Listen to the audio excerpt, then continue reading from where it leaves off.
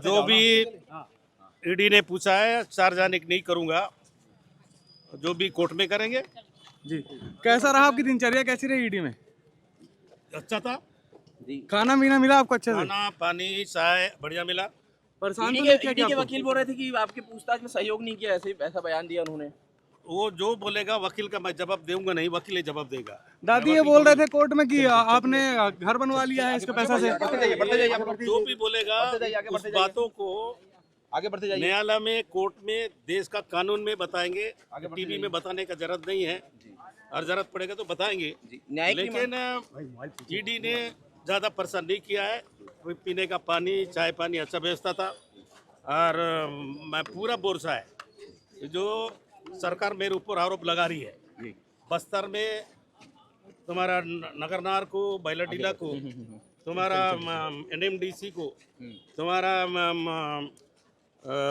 अबूजमाड़ को, जो सेना को दे रहे हैं 5000 एकड़ जमीन, वहाँ के बोलने वाला को जेल भेजेंगे या तो मारा दिया जाएगा, पत्रकार को मार देंगे, नेता को मार देंगे, जेल भेजेंगे। ये सरकार ने नीति बना दिया है, आदिवासी को जेल भेजो, आदिवासी का जीनी नड़ पाओ, लेकिन उन्हें नहीं देंगे। जब तक जिंदा रहेंगे इस लड़ाई को लड़ेंगे। न्यायिक रिमांड में अब जेल भेजने की तैयारी चल रही है आपको? जेल भेजेंगे, कितना दिन भेजेंगे? साल भर, 2 साल, 10 साल रहेंगे। महात्मा गांधी की जेल है।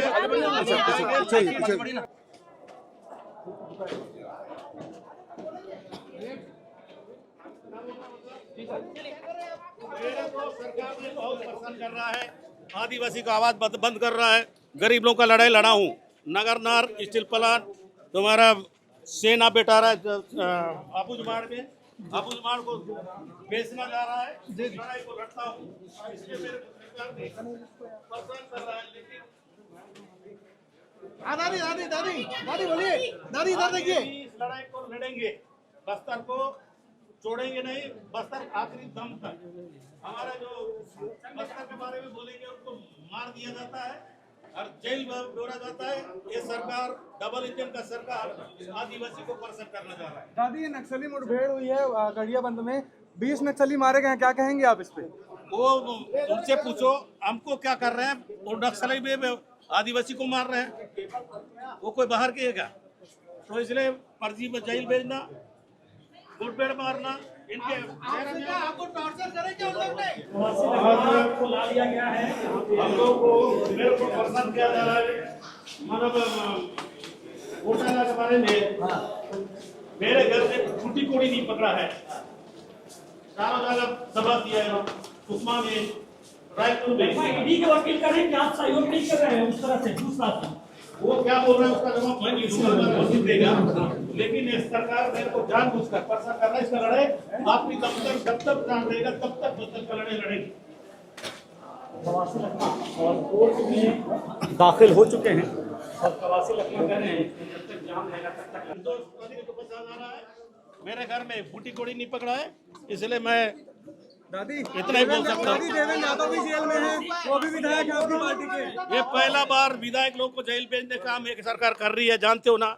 9 बार 6 बार विधायक जीता हूँ, जनता का उपेक्षा। एक फूटी कोड़ी नहीं मिला, फूटी कोड़ी। झूठ बोलने का आदत है। आपके नाम से घपला किए हैं क्या? कहाँ साइन करवाए? कौन साइन करवाता था आपसे? दादी कौन साइन कराता था आपसे? दादी साइन कौन कराता था आपसे? सेन रेगुलर फाइल में करते थे। इसका झूठा फंसा रहे हैं, झूठा निर्दोष राजनीतिक भावना से एक गरीब आदिवासी को, बस्तर का आवाज को बंद करने का कोशिश कर रहे हैं। बंद नहीं होगा जब तक जिंदा रहेगा। बस्तर के गरीब आदमी का लड़ाई लड़ेंगे। 700 गांव खाली हो गए। बस्तर लोग पलायन कर रहे हैं। आंध्र प्रदेश में, तेलंगाना में जाके देखो, सरकार जाके देखे, इनकी सरकार देखे, वहाँ के लोग क्यों पलायन कर रहे हैं। उसका लड़ाई हम नहीं लड़ेंगे। वहाँ के लोग मरेंगे, नहीं लड़ेंगे। निर्दोष आदमी को गोली मारेंगे, उसका लड़ाई नहीं लड़ेंगे। ये कौन सा लोकतंत्र में ये कौन सा गुना है? विधानसभा में नहीं बोलना। विधानसभा में मैं बोला, अरुण साहब चुप बैठा, उसके बाद मेरे सेट बैठकर मैं घर नहीं पहुंचा, मेरे ऊपर चीटी आ गए। तो इसलिए कोई नाम नहीं लेने के लिए नहीं बोला है। मतलब ईडी वाले लोग मैं सम्मान करता हूँ, बहुत बढ़िया बात की है। करने वाले हैं तो क्या कहते हैं आप? सच्चाई आदमी को ऊपर वाला सब देखेगा। आप अनपढ़ करके अपने आप को बता हम अनपढ़ नहीं है क्या, देखे हो कभी? तुम्हारा राज्यपाल ने मेरा शपथ दिलाया, विधानसभा में 6 बार विधानसभा स्पीकर पढ़ता रहा, मैं पढ़ता रहा, आप लोग सब देखे हो। जांच होगी बोल रहे हैं। 6 दिन की जो कस्टडी रिमांड ईडी को मिली थी, आज उनको पेश किया गया और 14 दिन के लिए अपना जुडिशल रिमांड में ईडी ने मांगा था। माननीय न्यायालय ने उनके आवेदन के उपरांत 4 फरवरी तक जुडिशल रिमांड ग्रांट किया है।